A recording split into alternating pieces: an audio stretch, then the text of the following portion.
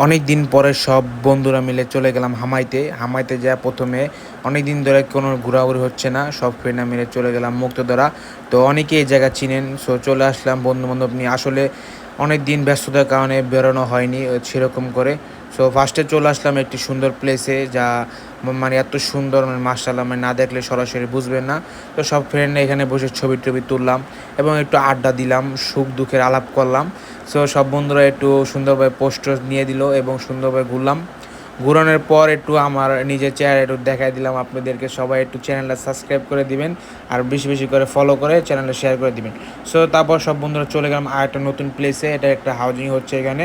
So এখানে একটু সুন্দর ছবি টবি তুলতে আসলাম। অনেক সুন্দর একটা প্লেস, আপনারা চাইলে আসতে পারবেন। এখানে একটা হাউজিং হচ্ছে, মুক্তরা হাউজিং নামে এখানে পরিচিত হবে।